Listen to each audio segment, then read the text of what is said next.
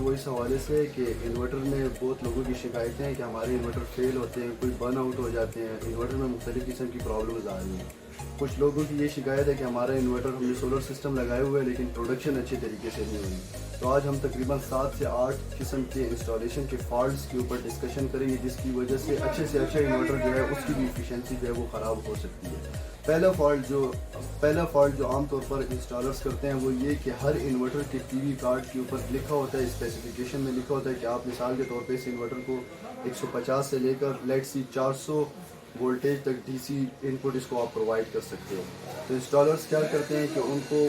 जो स्ट्रिंग्स हैं उसमें नंबर ऑफ़ पैनल्स को ज़्यादा कर देते हैं, तो जिसकी वजह से 450 से वोल्टेज अगर एक्सीड करती है तो उसका पीवी कार्ड जो है वो डैमेज हो जाता है। तो आपका पीवी कार्ड मिसाल के तौर पे कुछ केसेस हमारी तरफ ऐसे आए हैं कि अगर एक स्ट्रिंग में 16 पैनल लगाने थे, इंस्टॉलर ने उसको 18 पैनल लगा दिए, तो 1 महीना 2 महीना तो वो पीवी कार्ड जो है उसके अंदर जो सर्किटरी होती है वो बर्दाश्त कर लेती है उसकी पावर को, लेकिन वो आराम से डिग्रेड होते होते आखिर में वो जल जाती है। तो आपके पास जो मैक्सिमम MPPT का जो मैक्सिमम पावर पॉइंट ट्रैकिंग है उसका ख्याल आपने ज़रूर रखना है, ताकि आप लोग उस वोल्टेज रेंज से कभी भी एक्सीड ना करें, जिसकी वजह से उस वोल्टेज रेंज को कभी भी आप एक्सीड ना करें जो कि मैन्युफैक्चरर ने आपको दी होती है। दूसरी वजह जो एक बड़ी देखी गई है केसेस में कि इन्वर्टर फेल हो जाता है, वो ये कि वापडा की तरफ से जो वोल्टेज होती है वो या कम आ रही होती है या बहुत ज़्यादा आ रही होती है। तो उसके लिए होता ये है कि आपने इन्वर्टर से पहले आपने एक डिवाइस लगाना होता है जिसे under voltage and over voltage protection device कहा जाता है। इंस्टॉलर अपने पैसे बचाने के लिए ये डिवाइस इग्नोर करता है। ये सारा 2000-1500 रुपये का डिवाइस होता है, लेकिन ये क्या करता है कि ये जब चेकआउट करता है कि आपकी वोल्टेज अंडर वोल्टेज 220 वोल्ट से कम आ रही है या ज़्यादा आ रही है, तो ये आपके इन्वर्टर को वो वोल्टेज पास नहीं करता, उस टाइम ग्रिड को की सप्लाई इन्वर्टर के लिए ऑफ कर देता है। तो इस हवाले से आपका जो इन्वर्टर होता है वो इस तरह के फॉल्ट से महफूज रहता है और उसकी लाइफ ज़्यादा हो जाती है। थर्ड फॉल्ट जो देखा गया है वो ये कि आपके पास जो इन्वर्टर्स होते हैं, लेट्स सी एक इन्वर्टर है, उसकी जो रेटेड पावर है वो 5000 वाट है, 5 किलो वाट के, या लेट्स सी वो 10 किलो वाट के। तो आप लोगों को उन्होंने बताया नहीं होता कि आपने एक वक्त में इसके ऊपर कितना लोड डाला है। तो आप लोग अगर 5000 वाट से ज़्यादा उसके ऊपर लोड डालते हो तो वो ओवरलोड हो जाता है, जिसकी वजह से वो ट्रिप होता है। तो हम लोग तो कहते हैं कि चलो ट्रिप हो गया, लोड कम कर दो, फिर इसको ऑन कर दो। तो ये बार बार जो ट्रिपिंग होती है ना, इसकी वजह से इसकी सर्किटरी जो होती है उसके ऊपर काफ़ी नेगेटिव इम्पैक्ट पड़ता है और इसकी लाइफ डिक्रीज़ होती है। तो आप हमेशा ये बात ज़हन में रखें, अपने घर वालों को ये गाइड करें कि हमने जो लोड है वो 5000 वाट से इसके ऊपर ज़्यादा नहीं डालना। मतलब एक शेड्यूल बना लें कि लेट्स सी अगर इस्त्री लगी हो तो उसके साथ 2 AC एक टाइम पे ना लगाएं, ताकि वो 5000 वाट से एक्सीड करे अगर आपने 5 किलो वाट सिस्टम लगाए हुए। इसी तरह आपने अगर 2 AC कंटिन्यूसली लगाए हो तो ज़्यादा लोड फिर उसके ऊपर ना डालें, एक AC को बंद कर दें फिर इस्त्री को ऑन करें। तो इस तरीके से 5000 वाट के अंडर रहें, ताकि आप लोगों का इन्वर्टर ज़्यादा ट्रिप ना हो। जब ये इन्वर्टर ज़्यादा ट्रिप होता है तो उसकी वजह से इसकी जो लाइफ होती है वो कम, जिसकी वजह से इनमें फॉल्ट आ सकता है वो अल्ट्रासोनिक फ्रिक्वेंसीज, या आप कह सकते हैं कि हवाबा की तरफ से जो हम कह रहे होते हैं 50 हर्ट्ज फ्रिक्वेंसी आती है, उसमें अक्सर फ्लक्चुएशन काफ़ी ज़्यादा आती है,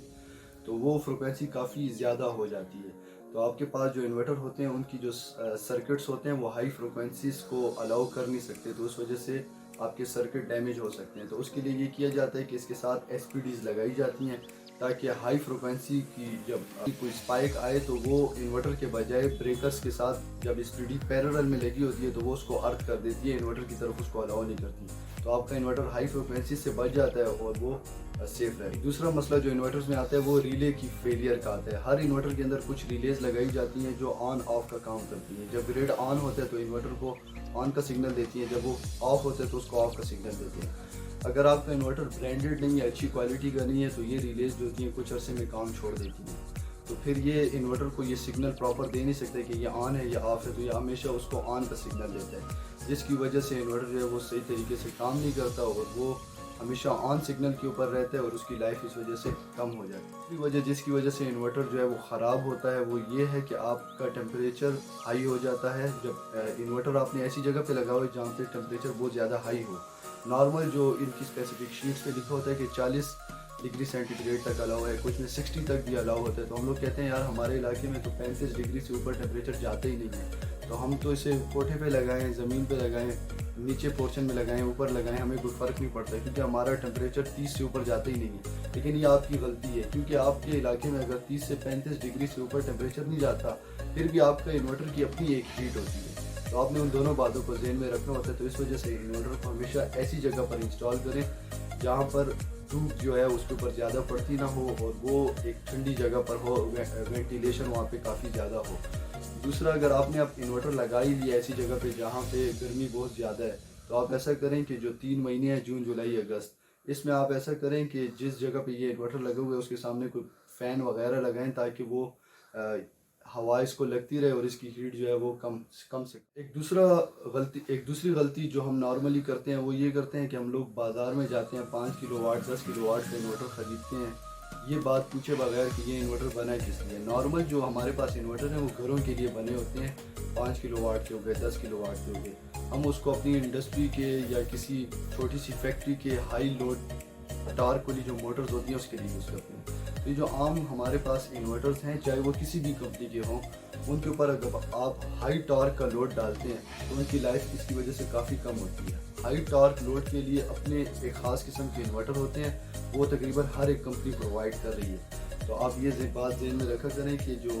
ہوم اپلائنسز کے لیے بنے ہوئے انورٹرز ہیں ان کو ہائی لوڈ ٹارک کے لیے یوز